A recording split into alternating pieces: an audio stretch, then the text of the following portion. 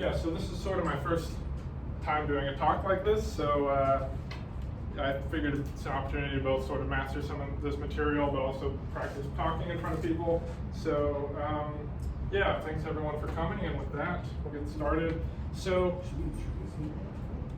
yeah, indeed. So it's a great pleasure to have Carl Harris here today. He will talk about some topic engaged there. Sure, yeah, and thanks for Dr. Wong I did a reading course with him last semester on geometry, and yeah, he's sort of been a mentor, so thank you. So first, we're going to start with the concept of Klein geometry, and this relies on the notion of a homogeneous space. I mean, a Klein geometry essentially is a homogeneous space. So a homogeneous space is just a non-empty set X such that there is a G action on it.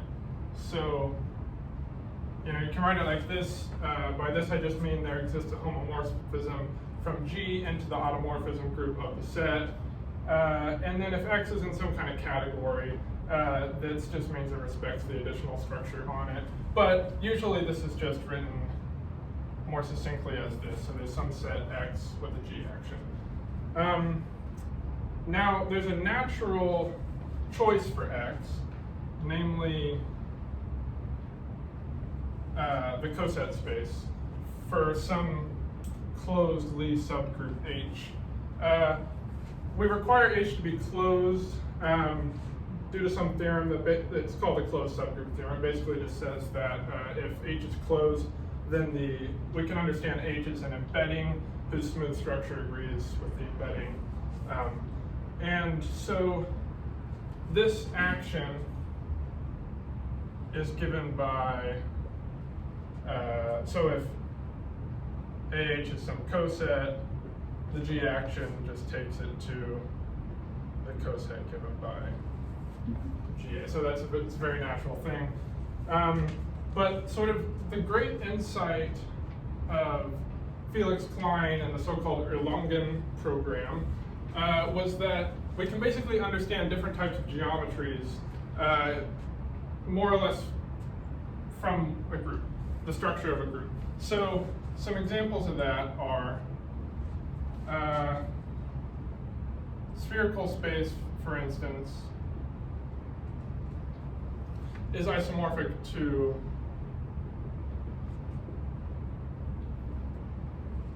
this particular quotient group. If it's not oriented, you just drop the S basically. Euclidean space is given by this quotient, so a semi-direct product with Rn mod SON.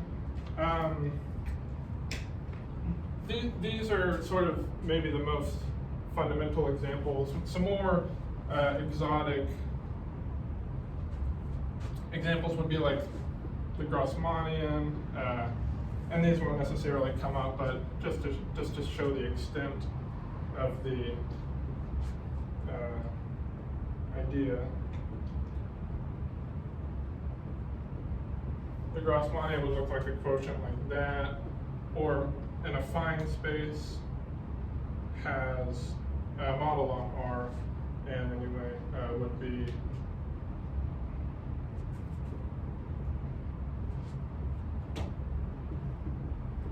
would have the general linear group in there.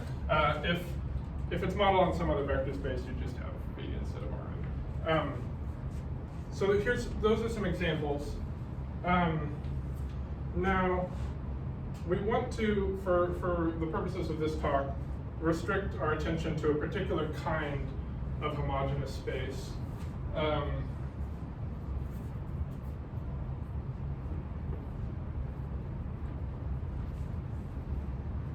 Which is a symmetric one.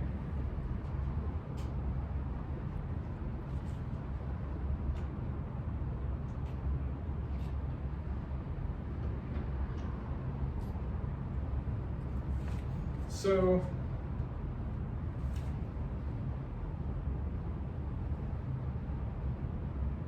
let G be a Lie group with algebra G, and if G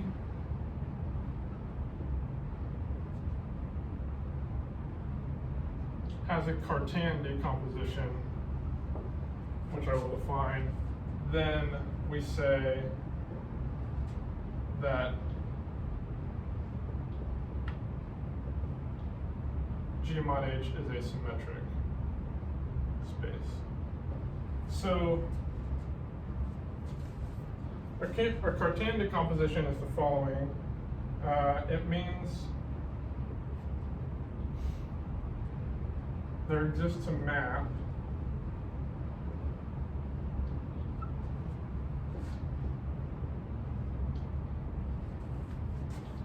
such that the map is an involution. So this implies that it has eigenvalues plus minus 1. And we'll call, well, I'll write it like this. And then we'll call the eigenspaces associated to each of these H and P. And so we required that the following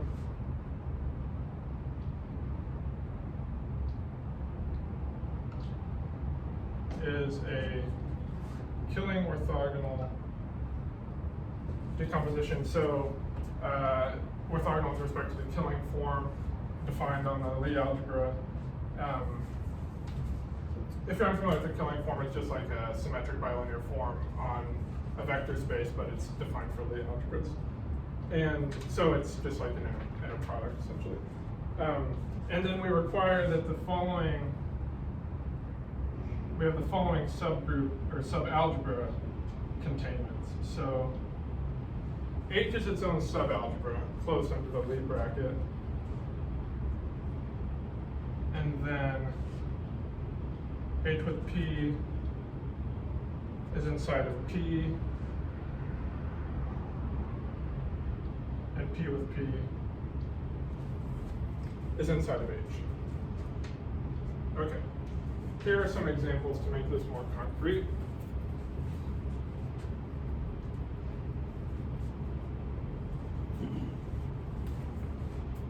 Example 1.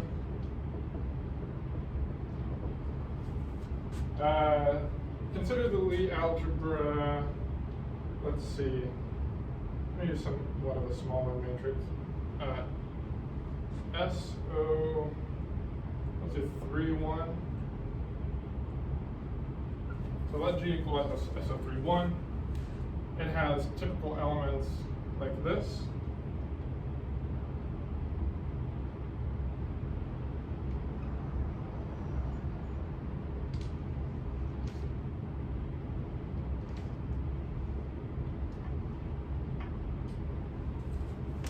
So the split signature means that it's symmetric here, but anti-symmetric here.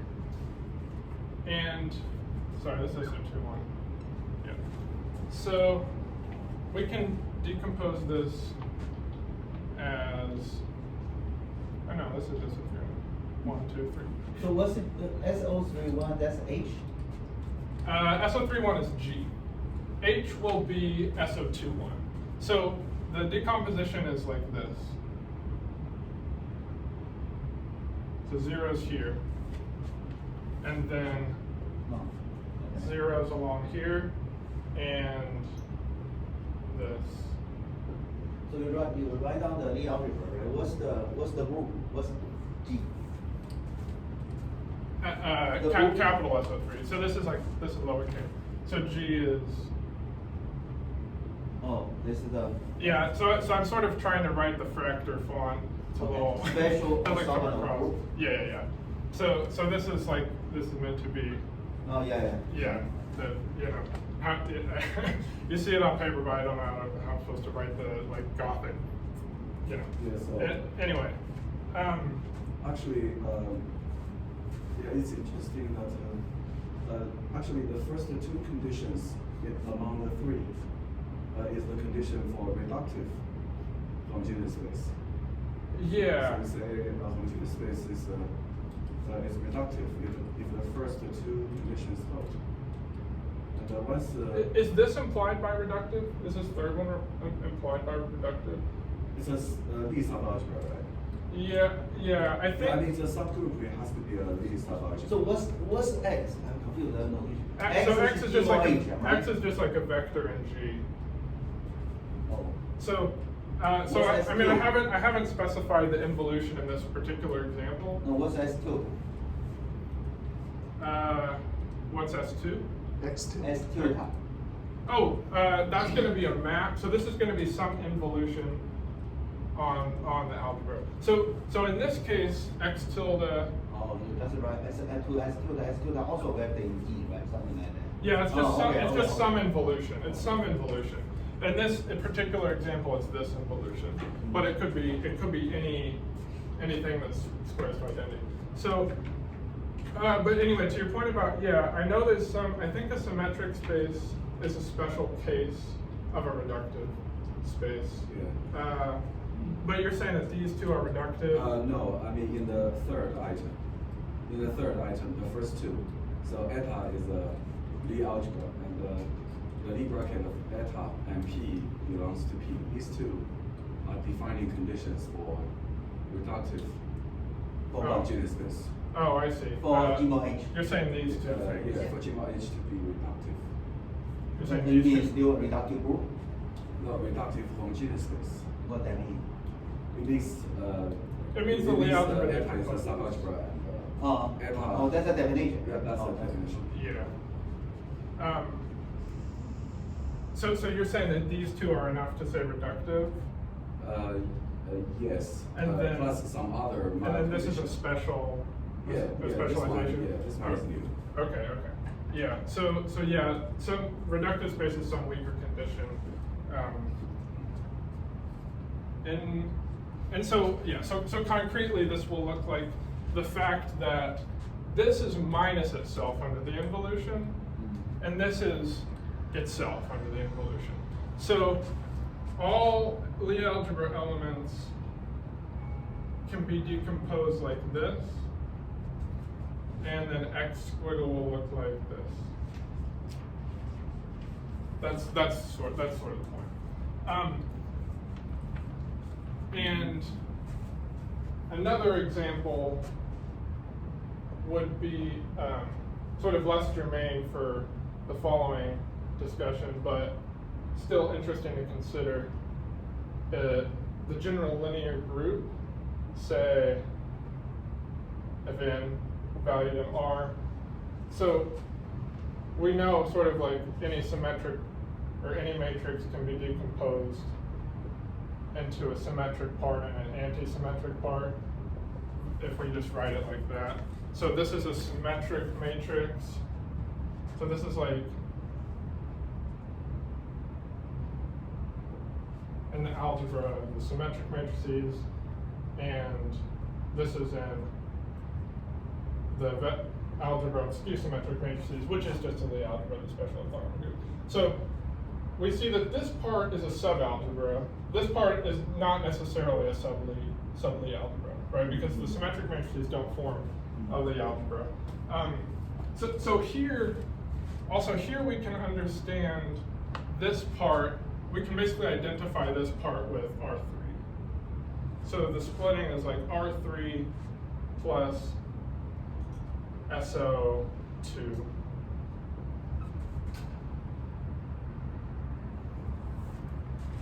Like that, for example. And the splitting over here would be like GLNR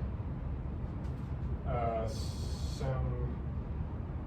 NR plus SO NR. So something like that. So the Cartan decomposition is really just a generalization of the sort of thing you'd call a polar decomposition, and with matrices. And yeah, so we say that a homogeneous space is symmetric if the Lie algebra admits such a decomposition. Okay. Any questions so far? Before I erase this? Okay.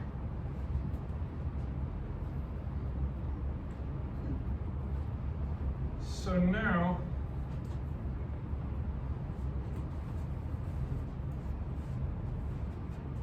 we're going to generalize. So these have been Klein geometries. We're going to generalize the picture a little bit by talking about bundles, principal bundles specifically. So I guess we can go ahead and define. So a principal bundle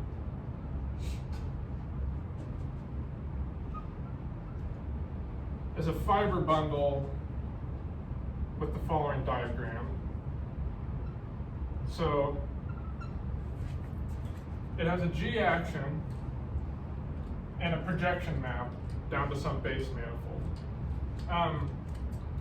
If you haven't seen bundles before, you can sort of think of it as like a generalization of a Cartesian product, basically. It looks locally like a Cartesian product, but might have some different global structures. So like the prototypical example I always have in my head is like the difference between the cylinder and the Mobius band. I'm not gonna try and draw, okay, I'll try and draw Mobius band. Yeah, I don't know how to draw Mobius band, but it's, a cylinder looks like R cross S1. If you zoom in on a Mobius band, it also looks like R cross S1, but globally it has a twist. So it's like we cut the cylinder and then twisted the identification we had. So that's an example of why a principal bundle is not, at least globally, a Cartesian product. But anyway, sort of, obviously it's harder and harder to visualize. That's like one of the handful of principal bundles you can actually visualize easily. So we'll just, for now, resort to diagrams. But yeah, so it has a, so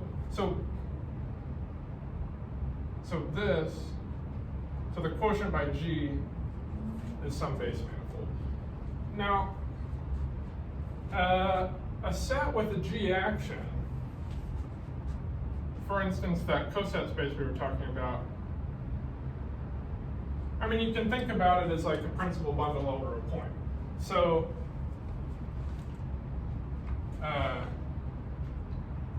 yeah, I mean, so in this way,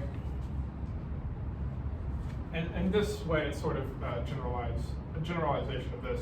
Another way to write it is that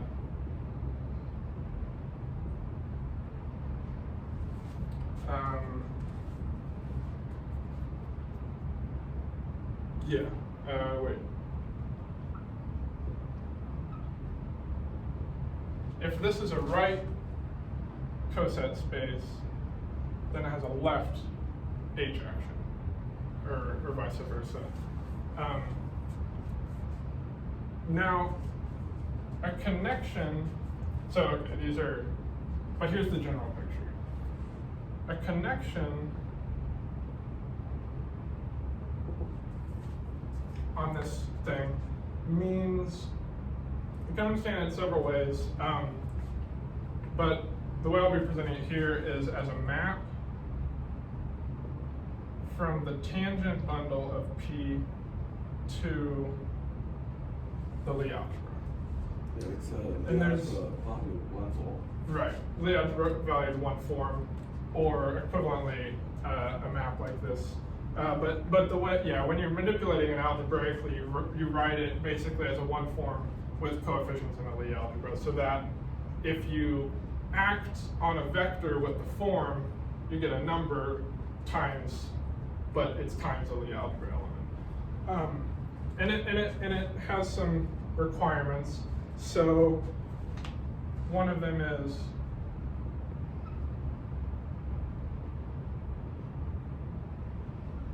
this one.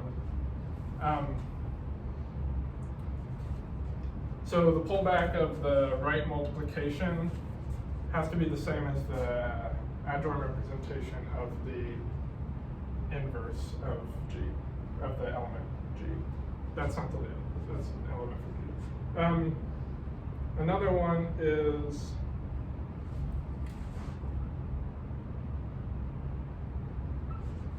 it restricts to the more Cartan form on the fibers. So the more Cartan form is a natural thing that you can define on a Lie group. It's basically like, this has as its connection the more Cartan form. So the intuition is that a tangent vector to the fiber at some point can be identified to the element in the Lie algebra. So the form acting on this tangent vector is equal to the Lie algebra element it corresponds to. Right. So identity. So yeah, so I guess I could try to draw that. So like if you have so this will be like the fiber, and then you're somehow identifying these identifying a lift basically. Yes. Yeah. So Identify a lift. A lift is a connection. right. Yeah. So you want to map. Yeah, there's a way to understand it in terms of like vertical bundles and horizontal bundles, which I still have a hard time visualizing. But So in some textbook, I think the connection is defined as a horizontal distribution. Yeah, choice of- corresponding some group action. Right. Yeah. So Actually, the correspondence between that definition and your definition is that the horizontal distribution is the kernel of the form. okay. So Yeah, like so the kernel of the form is the horizontal distribution. so basically it just takes it to its vertical part. Is that yeah, basically that part. okay? So the idea is that like if you zoom in on the tangent space, there's a so maybe say like the tangent space is this picture, then like you have a natural choice of vertical. You have natural choice of vertical to the fiber, but not necessarily a natural choice of horizontal to the fiber. So not necessarily a natural choice of complement to this subspace. So this is V. This is the big thing is TP, and then H would be like a choice like that, and then defined via the kernel. So if you take omega on a Lie algebra element, this takes it to its component in this way. So then we just define the kernel, the kernel of this thing as the horizontal complement. Is that right? At a point on the principal bundle, you define the distribution as the kernel of omega, which is the tangent vectors at that point of Right. the principal bundle, such that the action of omega on them is 0. Right. Okay. Yeah. So that's the visual interpretation of omega. Now algebraically. This map of omega is TP to where? To G, the Lie Yeah. algebra To of G. Yeah. How do I understand this when G is a vector bond? Is it clear? When this is a vector bundle. When P, yeah. Yeah. I mean this is like a generalization of the usual connection on a vector bundle. So Yeah. So like. It's a principal bundle. The fiber is a group. Yeah, when G is GRN. Yeah, that's we're talking about the example of a frame bundle. So, principal GRN bundle, then it goes to, that's close to the Lie algebra Yeah. GRN. Yeah. Okay. No? Any other questions about connections.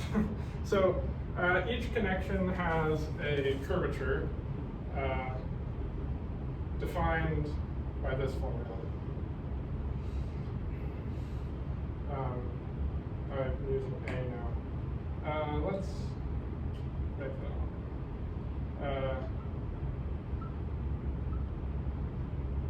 Okay, so here's the exterior derivative on the form part, and then it's just component-wise for the matrix part. And then this is the Lie bracket.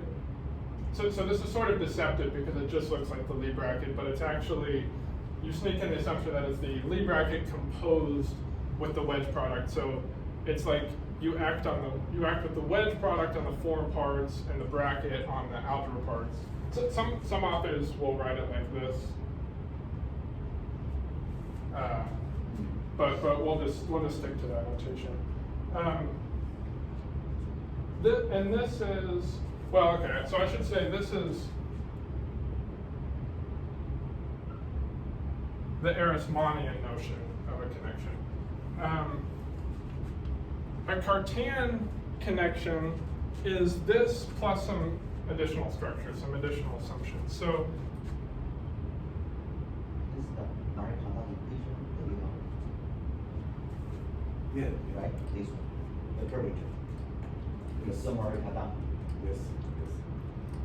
yeah. So it works for the more Cartan form, Yeah. or for any general algebra value form with a sort of more complicated base manifold. So a Cartan connection. So okay,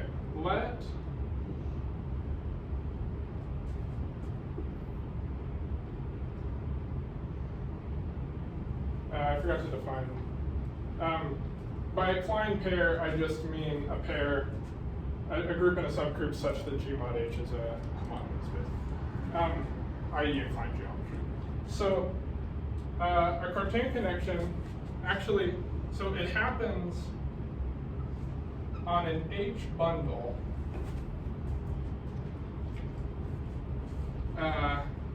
but the map A will go from TP to the Lie algebra of the larger group. So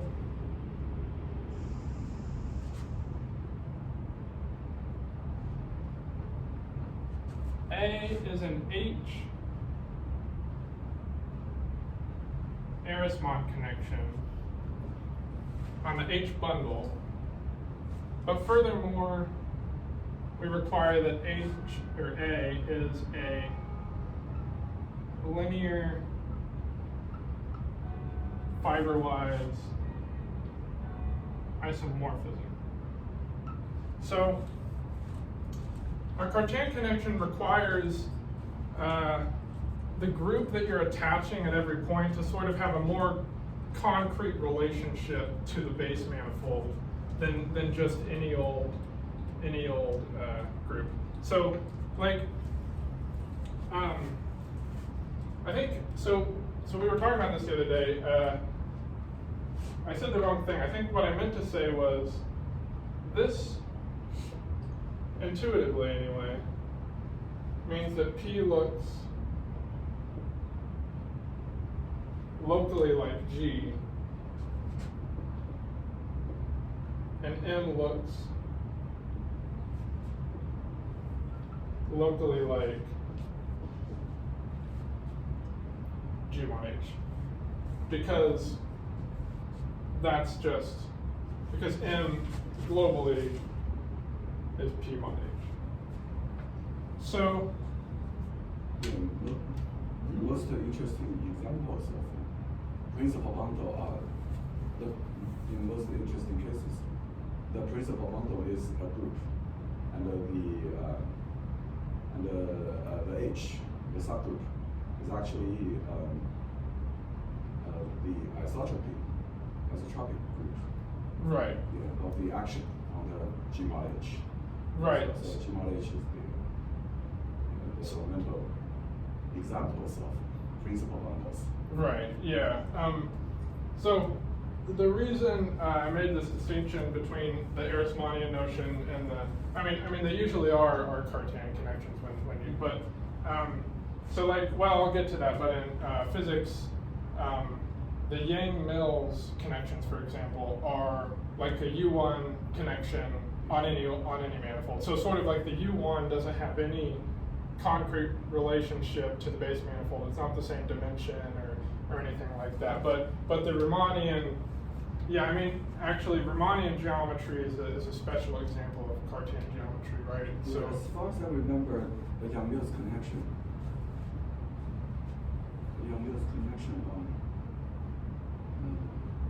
It's related to Hodgkin, Durham theorem. Yeah, they are related. When it's abelian, you don't have the B bracket. Well, you might, yeah. Well, in general it's fine for SUN, so you may have the Lie bracket, but like for U1, the Lie bracket cancels. Yeah. Right. I remember the moduli space of Yang-Mills connections. So Yang-Mills connections modular gauge is equal to H1. Right. H1 of the underlying manifold C. Right. Yeah. It's yeah. In the abelian case. I'm going to bring up the Yang-Mills equation, so we'll talk about that here in a moment. But anyway, if the so okay, this has just been a Cartan connection. If we further assume that this is a symmetric space, which is why we defined it earlier, it means that G has that nice decomposition, which also means we can decompose the form like this. So, no, that's A. So A to G, but we can decompose it like omega to H, and then we'll call this one E to the P. We could also just call this G/H. So that we can write A equals omega plus E. So this takes values in G, this takes values in H, this takes values in P. Now, we can also decompose the curvature in an analogous way. I'm going to start writing again over here. So,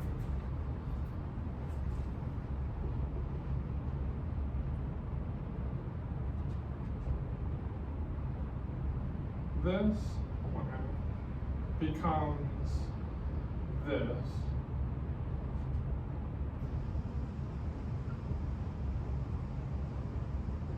Okay, which becomes this plus a term like this plus a term like this.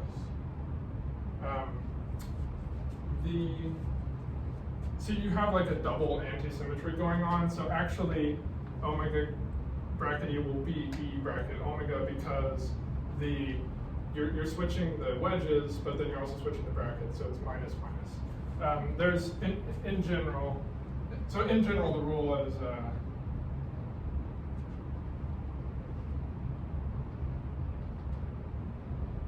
this, where omega is a P form and mu is a Q form. So in our case, they're both 1 forms, so we get -1 to the 1 plus 1.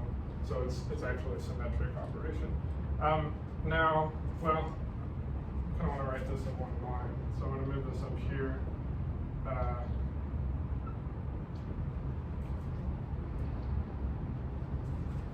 So this is actually a torsion, because we can think of E as like the solder form, or the coframe field, it's sometimes called in physics. And so that's just the definition of the torsion form. Then this is like a curvature we'll call this R. I'll write the dependencies here.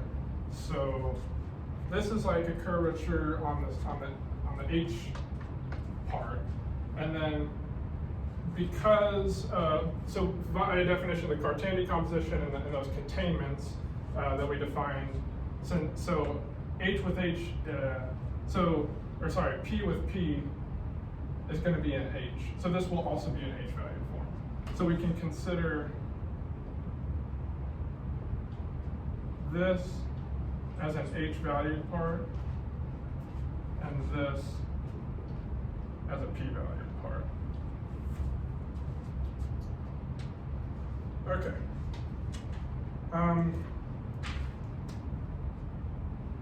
Any questions about that? I think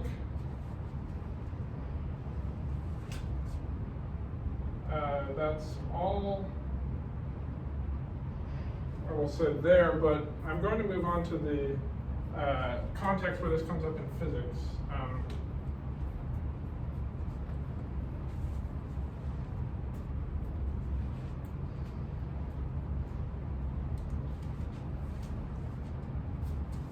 So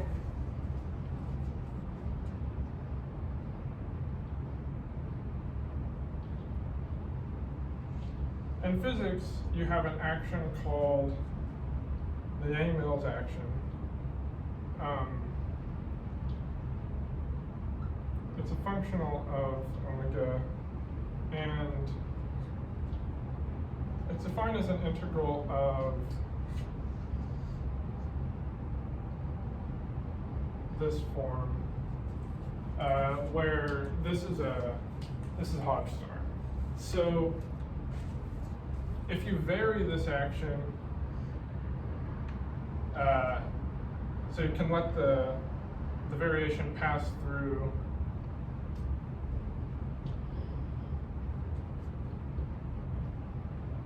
I'm pretty sure it's on this side, which yields the following. So you want the variation to be 0. So which yields the following two equations.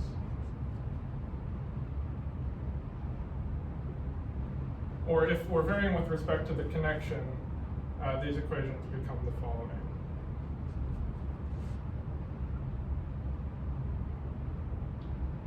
So yeah, it's like a generalization of basically it's the definition for a harmonic form.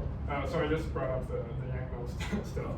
So so we have the Yang-Mills action, and then which yields these two equations known as the Yang-Mills equations, which it leads to like a Hodge theory. It's like basically it's a harmonic form, right? So now this all happens with an Eris-Bond connection. So like we were saying, the Eris-Bond connection is sort of this thing where there's not a concrete relationship between the group and the base manifold. It turns out there is a very similar looking action called the McDowell-Mansouri action.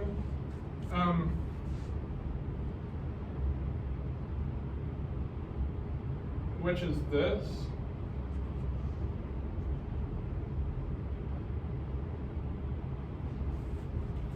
Okay, so this is in terms of a Cartan connection, and this is that H-valued part over here. So I'm calling the projection onto the H factor FH, and this is like FP. So if you carry out the variation, well, first of all, an important distinction is that this star actually happens with this star happens on the Lie algebra part, and so the only way you can do that is that the special orthogonal group actually is isomorphic to the exterior algebra. The star should apply to the form part. Well, in this case it does, but in the McDowell-Mansouri one, it applies to the applies to the SO, special orthogonal part. The Lie algebra part. Then what is the definition of star on the Lie algebra? So it looks like so you have to consider the isomorphism between So the star. the exterior algebra, but in terms of matrices, I didn't write it down in my notes, but there's a nice formula.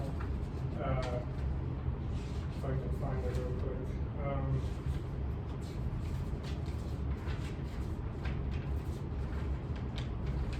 Yeah, there's a nice way to understand it in terms of the matrices.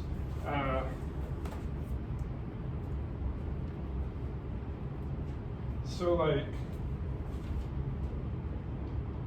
star of a skew symmetric matrix, it basically just like permutes the entries. So like this goes to this, for instance. And somehow that's the same thing as the star acting on the exterior algebra. Yeah, I didn't go much into the details about that, but it's some kind of matrix computation. Yeah, go ahead. Isn't a matrix in SO2 can be identified with a two form, so it can acknowledge reverse? Yeah, exactly. Yeah, so like this is identified with this, for instance. So like this would be, I guess, like A dx wedge dy plus B plus C. So then when you take the Hodge star of that, this is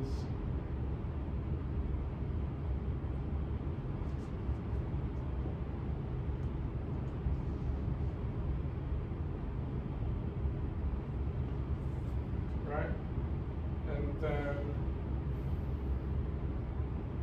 but why it's that, I'm not quite sure. They make that claim. Maybe you're identifying this with a vector in R3. That it can have something to do with that, right? Are we leaving R3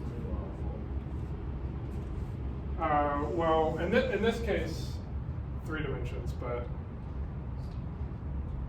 so yeah, so you can identify this with a vector in R3, and then yeah, something like that. So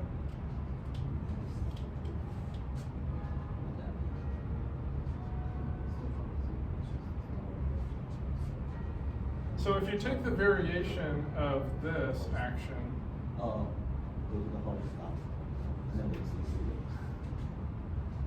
you get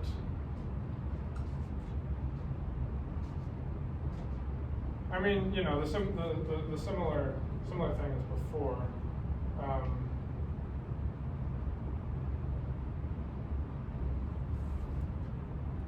So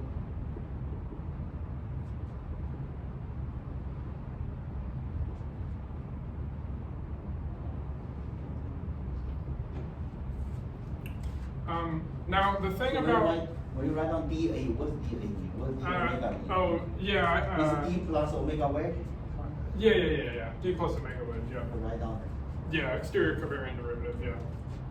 Yeah, I didn't define that specifically, but yes. So the thing about using the Hodge star on the algebra part is that these guys commute. Because I mean the D just passes in to each component wise, right? So it means that this equation is equivalent to that equation. So I mean, for all intents and purposes, we can just forget that. But let's carry out what this looks like when we expand it as that. So dA of Is it this generalization of Young-Mills? It's somehow it's What that called? MIM, what that mean? McDowell-Mansouri. So in physics, the Yang-Mills action represents the first three forces: electromagnetism, strong and weak nuclear force. But this is actually an action for gravity. So you can show that this is actually just equivalent to the Einstein-Hilbert action with the Ricci scalar and the volume form of the metric. Somehow if you make the corresponding substitutions, you end up with that equivalence. And so if you, anyway, so if you do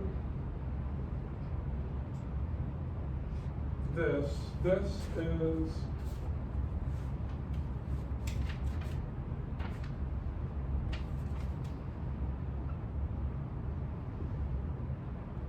basically d omega r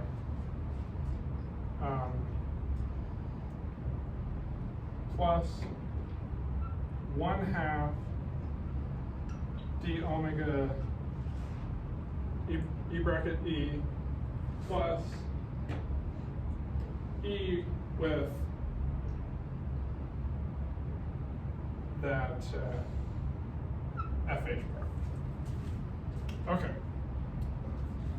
R satisfies the Bianchi identity, so this goes away.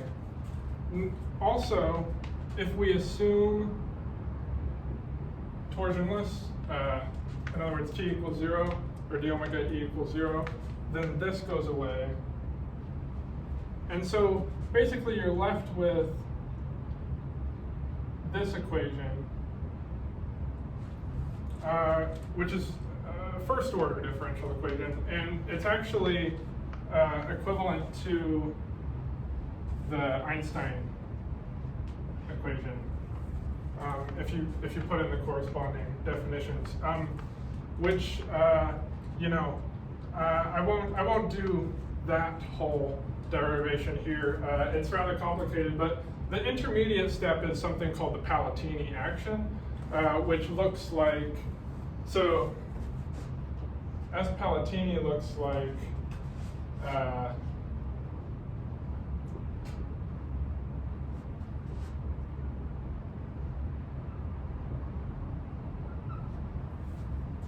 that, and so the equation becomes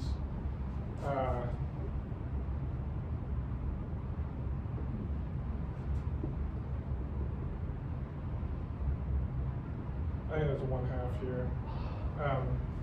That equals 0.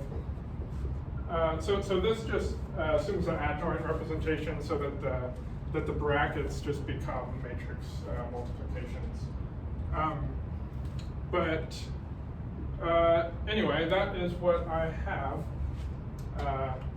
Any questions? Let's thank Carl. First time.